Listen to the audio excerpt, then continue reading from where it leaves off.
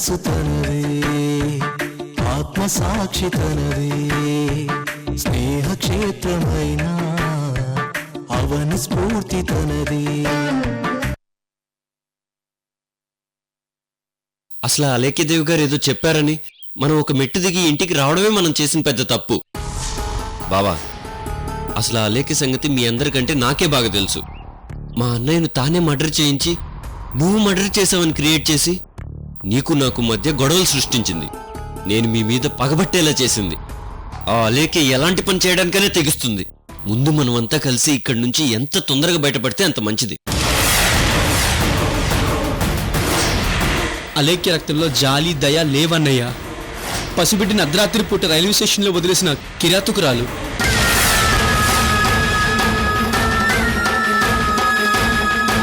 తను అనుకున్న పంతం నెగ్గడం కోసం బాబుని ఏవైనా చేయగలదు. మనం ఇప్పుడే జాగ్రత్త పడదామన్నయ్య. అవును సూర్య, ఇలాంటి రాక్షసికి విడాకులతో పరిష్కారం చేయకూడదు. శాశ్వతంగా జైల్లో కూర్చోబెట్టాలి. మనం ఇంకొక క్షణం కూడా ఇక్కడ ఉండొద్దురా. ఆ లక్కీదేవి గారి బతిమాలితే ఆవిడ మీద జాలిపడి ఇక్కడికి వచ్చాం. వద్దురా, మనం అంతా ఇక్కడి నుంచి వెళ్ళిపోదాం.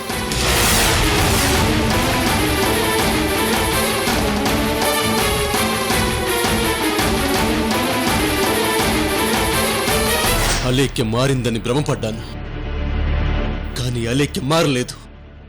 ఇప్పటి వరకు బాబుని తన దగ్గరే ఉంచుకొని నాటకాలాడేది. ఇప్పుడు బాబుని మనకు చూపిస్తూ దాస్తూ దాగుడు మూతలాడుతుంది. ఇప్పుడు మనం వెళ్ళిపోయామంటే ఇంకెప్పుడు బాబుని మనం దక్కించుకోలేం. ఆ నరరూప రాక్షసి బాబు విషయంలో ఎలా డ్రామాలాడుతుందో మనం కూడా డ్రామాలాడదాం. ఈ పెళ్ళైపోయేలోపు బాబుని ఎక్కడ దాచి ఉంచినా సరే వాణ్ణి మనం దక్కించుకుందాం.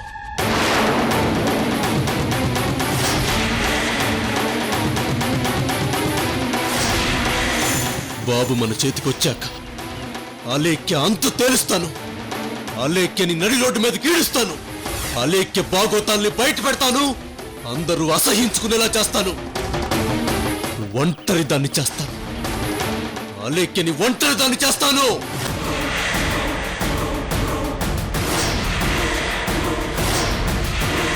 చూస్తాను ఇంకా ఈ పెళ్లిలో ఎన్ని అవమానాలు చేస్తుందో చూస్తాను. అలేఖ్య పాపం పండే వరకు చూస్తాను.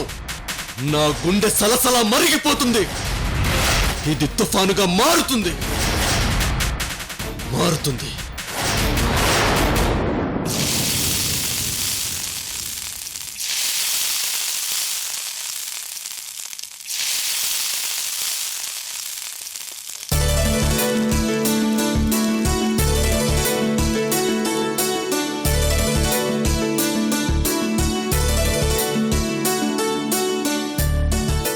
బాగున్నాయారా?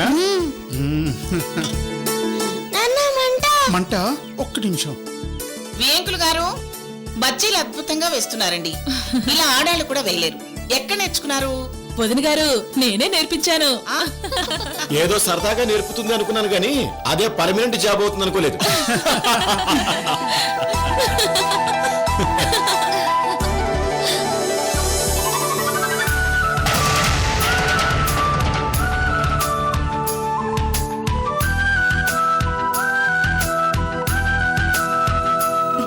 బాబాయ్, ఏమైనా గాని ఈ పెళ్లి పుణ్యమాని నాకు నీ చేతి బజ్జీలు తినే భాగ్యం దక్కింది. Thank you uncle. బజ్జీలు ఇప్పుడే కదరా పెట్టున్నాను, అప్పుడే తినేసినరా? బజ్జీలు బాగున్నాయి అంకుల్. ఇంక ఈరోజు అన్నం తినము. సరే, బాగా తినండి. అంకుల్, మా ముగ్గురికి ఉల్లిపాయలు కూడా పెట్టండి.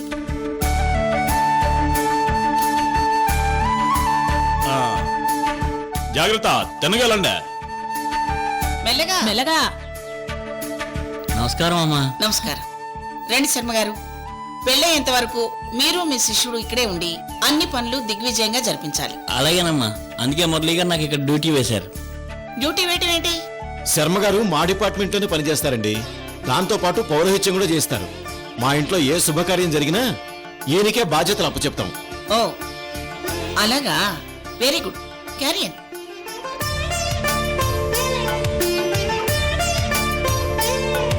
నమస్కారం సార్. నమస్కారం. Morning sir.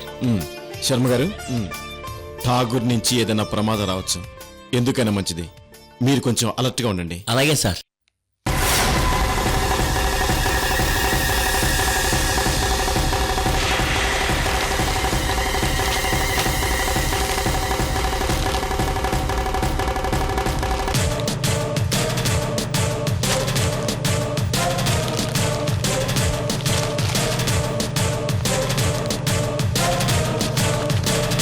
వస్తాం సార్.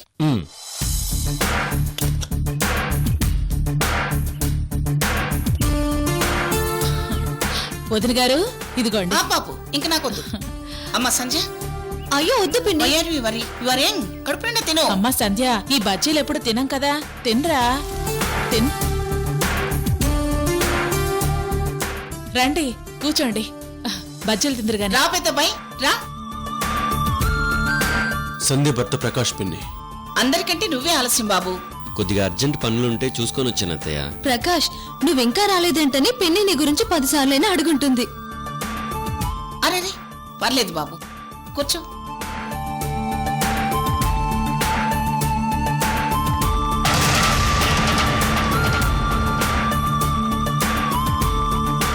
ఐశ్వర్య, సూర్యకివ్వు.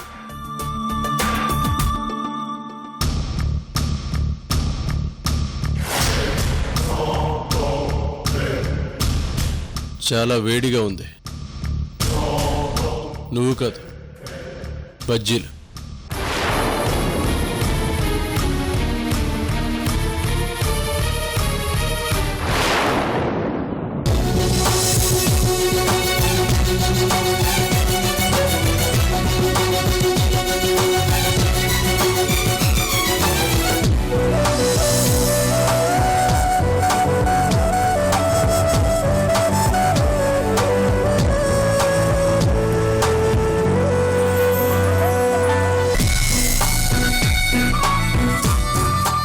అలేఖ్య రా. అలేఖ్య, అందరికి బజ్జీలు ఇవ్వమ్మా.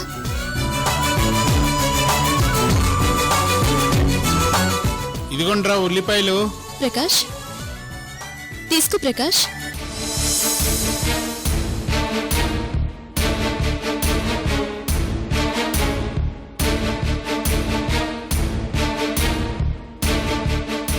బాగున్నాయి కదా. తీసుకో ధనుష్. నాకొద్దు.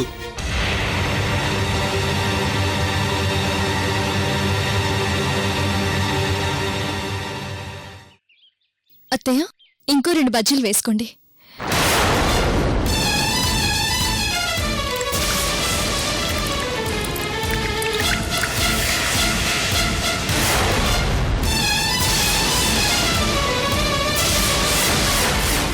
అలేఖ్య, మీ ఆయనకు కూడా 2 బజ్జీలు వేయమ్మా.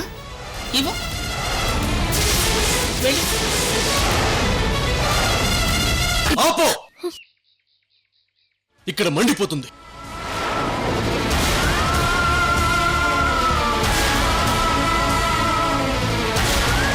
ఎక్కువ బజ్జీలు తిన్నాను కదా, నోరు మండిపోతుంది. అలవాట్లేదు. తప్పుకోండి తప్పుకోండి తప్పుకోండి తప్పుకోండి. బావకి నోరు మండిపోతుంది, కొంచెం షుగర్ వేసుకో.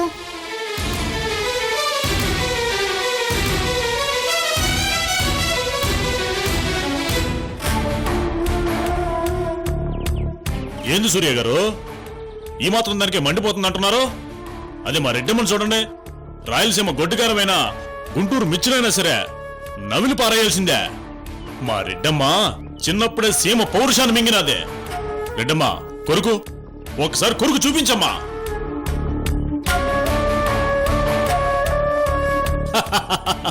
చూసారా మా రెడ్డమ్మ ఎట్టా తిన్నదో? మా కడప రెడ్డమ్మ అనిపించుకున్నది. నువ్వు కూర్చో రెడ్డమ్మ, నేను సర్వ్ చేస్తాను.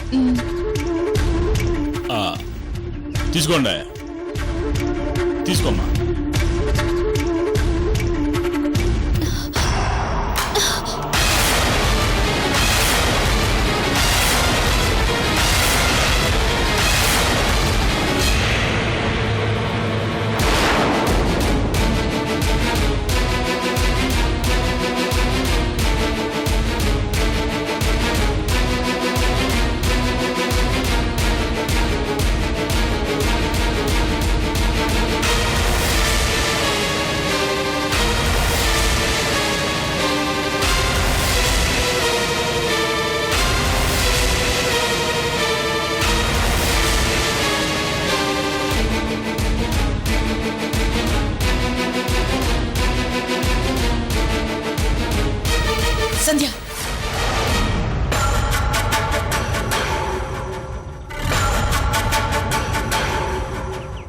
ఇలా రా.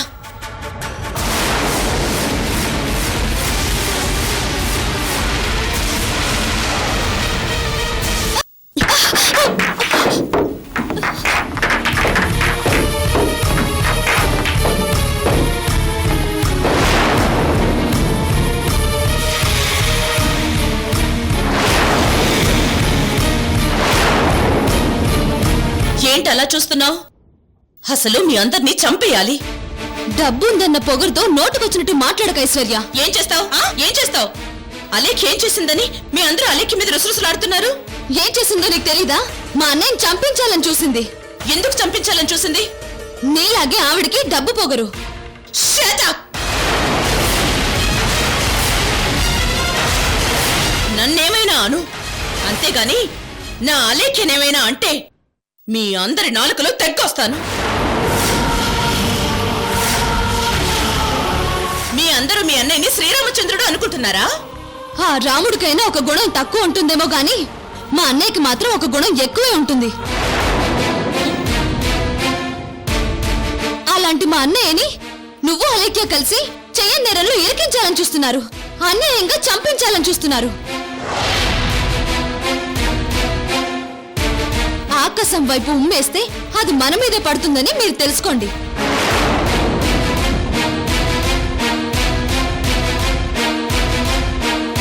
అంటే మీ అన్నయ్య మీకు ఒక ఆరాధ్య దైవం అంటావు? అవును. మీ అన్నయ్య మీకు ఒక లెజెండ్ అంటావు? ఖచ్చితంగా. మీ అన్నయ్య ఏకపత్నివ్రతుడు అంటావు? అంతే అంతే అంతే.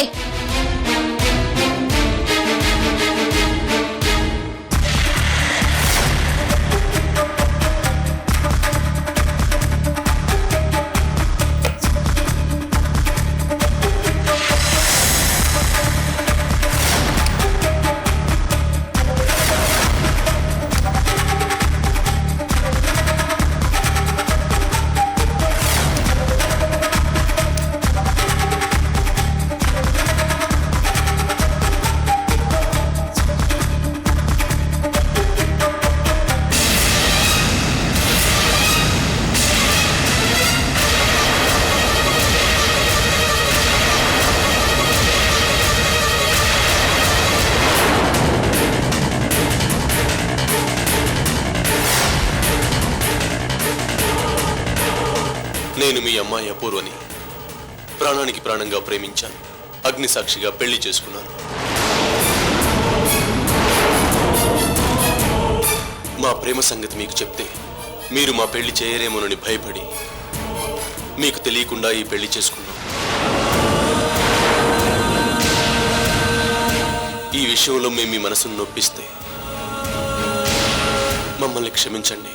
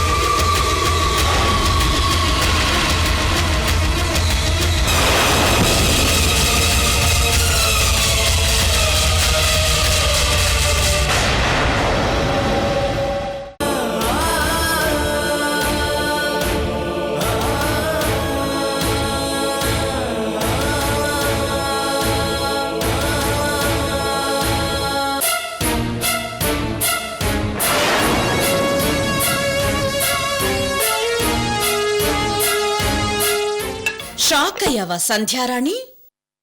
మీ అన్నయ్య విశ్వరూపం చూసి నీ బుర్ర గిర్రున తిరిగిందా? ఇది చూడగాని నీకు మీ అన్నయ్య మీదున్న ఒపీనియన్ మారిపోయిందా సంధ్యారాణి? చెప్పు. మీ అన్నయ్యకి అలేఖ్యతో పెళ్లి జరక్కముందే అపూర్వ అనే అమ్మాయితో పెళ్ళైపోయింది.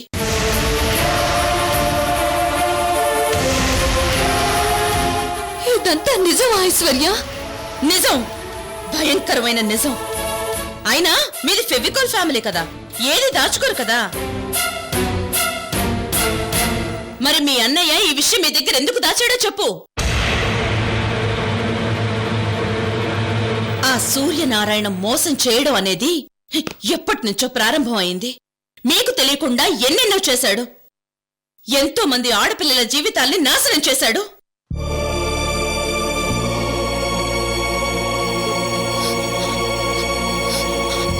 అదిగో చూడు,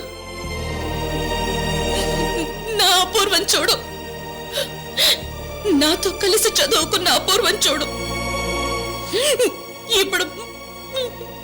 ఇప్పుడు మా అందరికీ అందనంత దూరం వెళ్ళిపోయింది, చచ్చిపోయింది, చచ్చిపోయింది.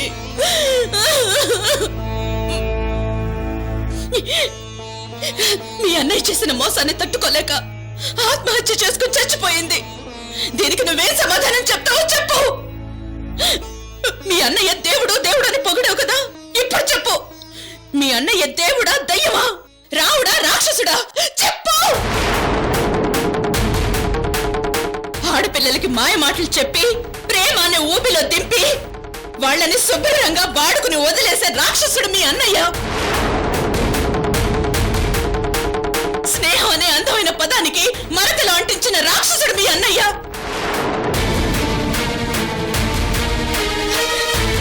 నా అపూర్వం నాకు దూరం చేసిన మీ అన్నయ్యని చంపాలని చూడటం నేను చేసింది తప్ప? చెప్పు, నేను చేసింది తప్ప? పిచ్చెక్కిన కూతుర్ని చూసి మతిపోయిన ఆ ఠాగూర్ మాటలు విని మీరంతా నా చెల్లెల్ని అవమానిస్తున్నారు. ఇదిగో మీ అన్నయ్యని చంపించబోయింది, చంపించాలని చూస్తుంది, చంపబోయేది నేనేనని నేను గర్వంగా చెప్పుకుంటున్నాను. అంతేగాని ఆ పని చేయించాల్సిన అవసరం నా చెల్లెలికి లేదు. ఇదంతా అసలు చేయిస్తుంది ఆ ఠాగూరే. వాడే అన్ని నాటకాలు ఆడుతూ ఆడిస్తున్నాడు. మర్చిపోండి, నా చెల్లెలు మీకు ఏదో ద్రోహం చేస్తుందనేది మర్చిపోండి. అసలు మీ అన్నయ్య పెద్ద ద్రోహి అని గుర్తుపెట్టుకోండి. ఐశ్వర్య,